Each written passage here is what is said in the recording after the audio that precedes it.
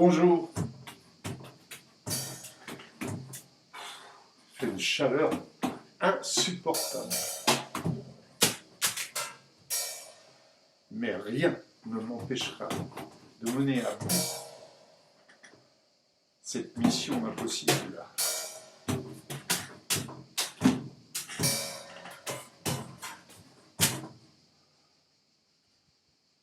Je vois mon taux d'humidité descendre. Normalement, c'est donc 75% à peu près chez l'humain.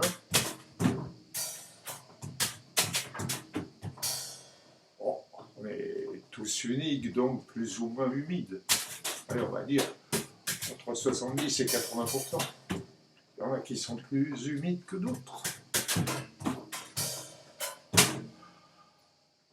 Donc, me voici revenu pour vous parler d'une chose qui me semble importante et qui a travaillé dans la tronche des humains, depuis qu'ils sont reconnus comme humains.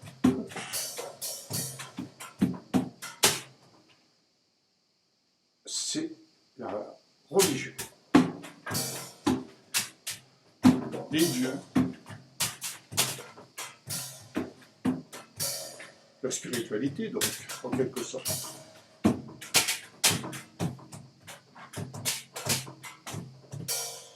Pour ne rien vous cacher, il y a une époque où je voulais rentrer dans les ordres, mais rentrer violemment dans les ordres. Alors j'ai commis un petit texte qui s'appelle « Je suis défroqué chez les sous-développés ». Ça donne à peu près ça. Je suis qu'un pauvre mercenaire, toujours à brader ma mort.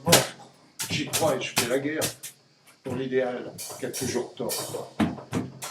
Ici, les pendus, ça ne bavarde pas. Les noyés, ça ne pense plus.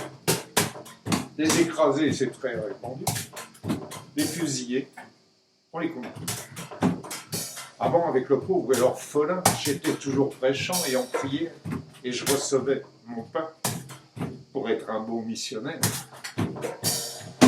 Ici, les Indiens, ça ne mange pas. Les sauvages, ça ne se repose plus.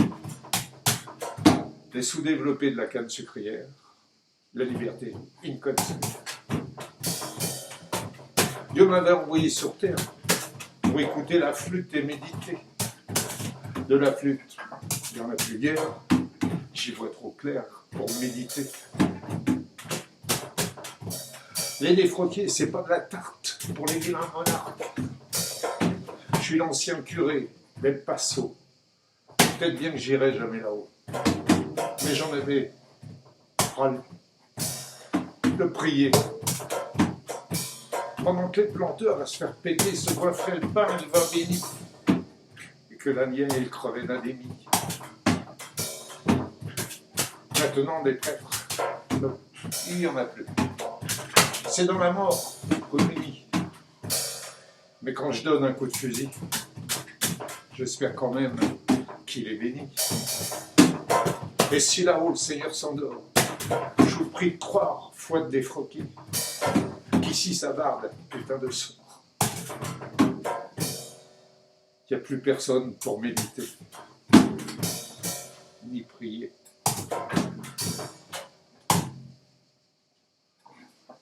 Bon. Donc, qu'est-ce que j'ai fait? J'ai rangé ce texte.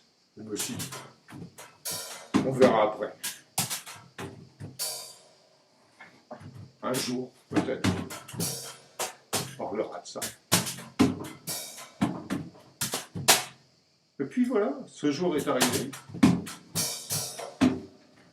Pourquoi ne pas parler de spiritualité? C'est un sujet qui, bien sûr, commence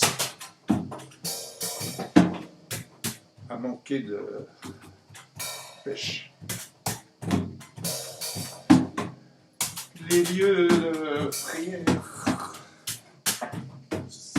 sont peu déserté. Mais on peut croire à Dieu sans aller prier. Pourquoi pas?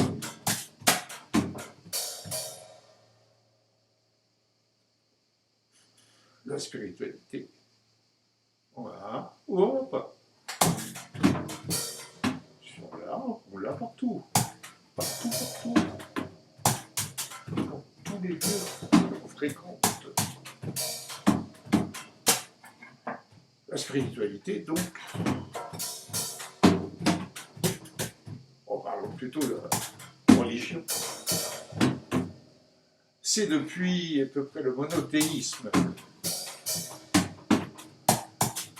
Ça ressemble beaucoup à un bain de sang permanent.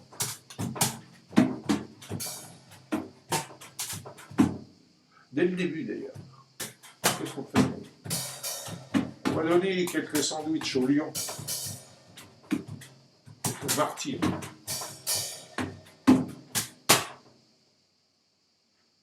Bon.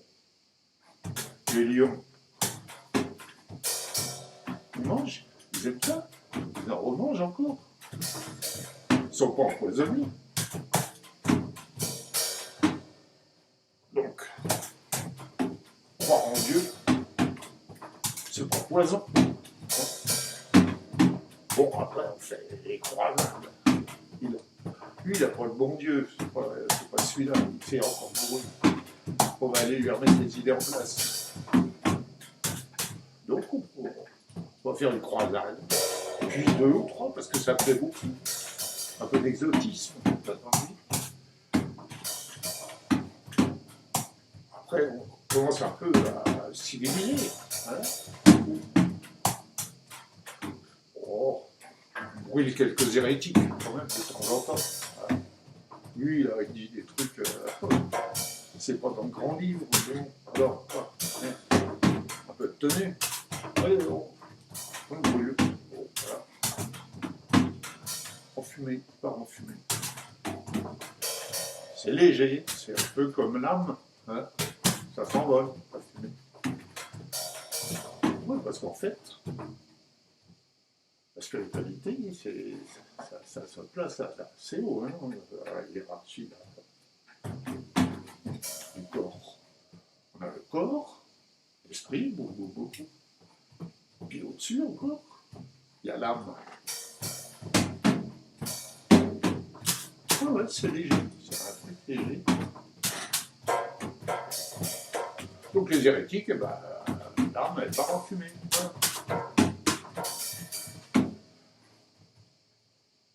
En fait, l'histoire de cette spiritualité se transforme à partir du moment où on commence à comprendre que c'est peut-être pas Dieu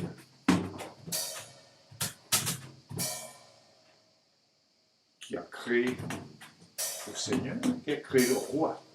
Le roi, c'est un pote à Dieu, un copain. C'est toi, t'es le roi. Une source sûre, c'est toi. Donc, le roi, il a doublé pas mal. Puis quand effectivement le roi commence à nous fatiguer, les rois commencent à nous fatiguer, ça fait quoi? Ça dure. Un jour, on a dit non. Allez, fallait la révolution. Pour une mauvaise idée, au départ. La révolution, la République, la démocratie, et la spiritualité. Bon, il n'y avait pas de spiritualité laïque.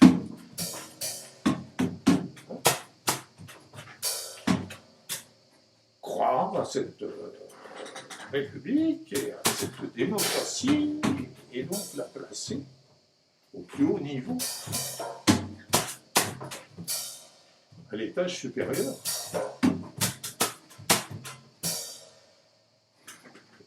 Et donc, prier cette démocratie s'enrichir, d'être à un niveau très élevé, de façon à ce que l'humain devienne vraiment cette espèce d'intelligence et d'harmonie qui vivrait avec la nature. Création aussi, cette nature, d'une intelligence invraisemblable. La vie, c'est l'intelligence. Et l'intelligence demande à être enrichie en permanence d'intelligence. Et la démocratie aussi. Le public aussi. Donc effectivement, spiritualité laïque. Pour en venir au fait que l'histoire, à travers évidemment ce que l'on apprend à l'école, à travers les institutions, les pouvoirs, c'est peut-être pas exactement la bonne histoire. Il y aurait peut-être des effets délétères dans cette histoire dont on ne parlerait pas beaucoup. Ainsi de la colonisation, et ainsi de nos héros, qui souvent représentent effectivement les bains de sang et donc cette sauvagerie qui a animé le progrès humain vers une compréhension du monde dans lequel il vit et de ce qu'il peut en faire.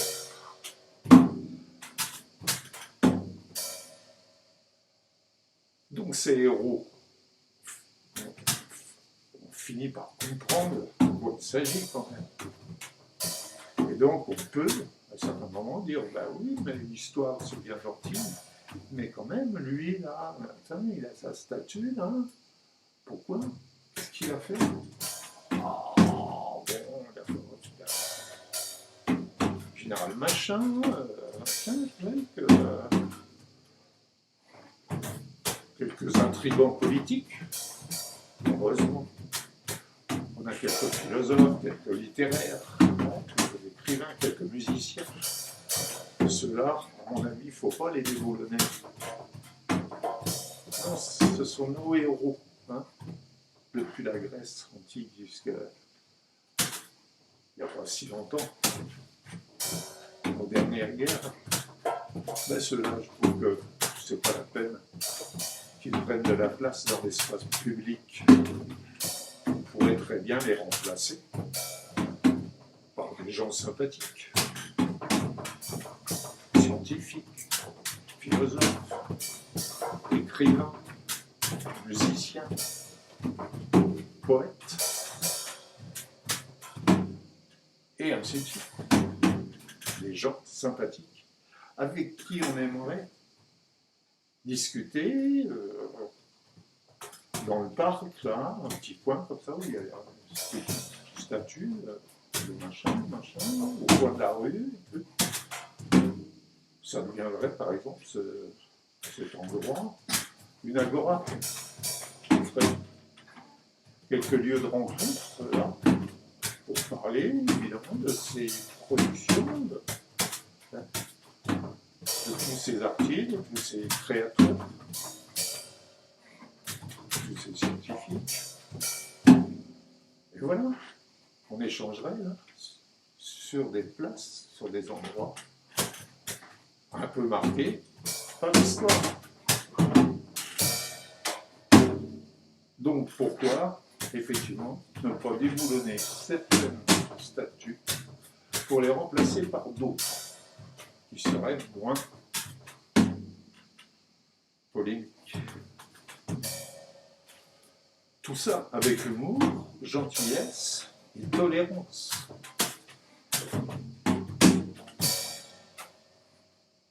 Pas de revanche, pas de...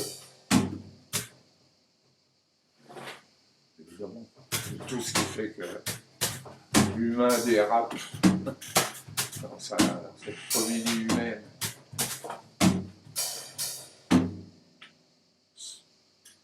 parfois haineuse. Ouh, c'est vrai.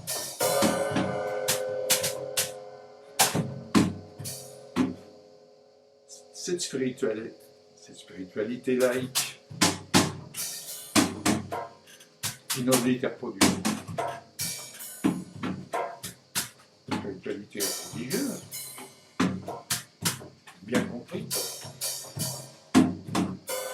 Il se pourrait bien que ça soit la tolérance, une très grande tolérance à l'autre, qui implique une écoute parfaite.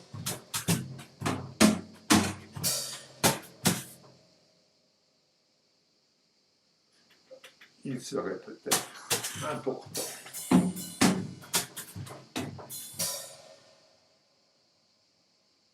de découvrir que cette tolérance, cette parfaite tolérance, pourrait faire que cette bête humaine s'affranchirait de tous ces fardeaux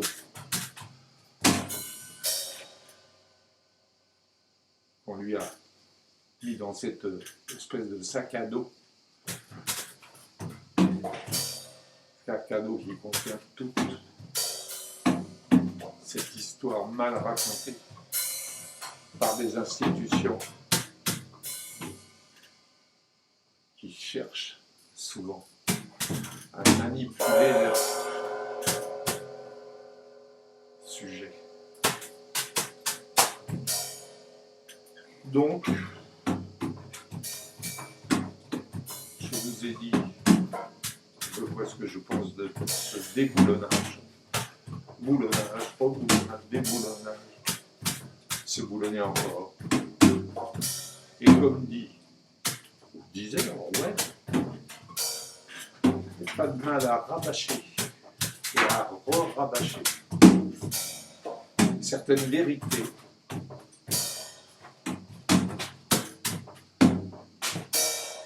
que le monde a tendance à oublier, que cette humanité a tendance à oublier,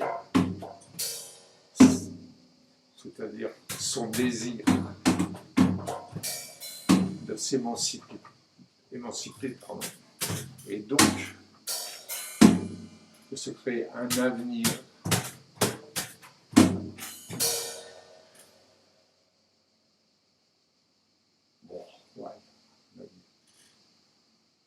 dans l'harmonie, la gentillesse, l'humour et la créativité. Et donc, mon taux d'humilité se trouvant au plus bas, je crois qu'il est temps que j'aille me rafraîchir et on reprendra le combat très bientôt.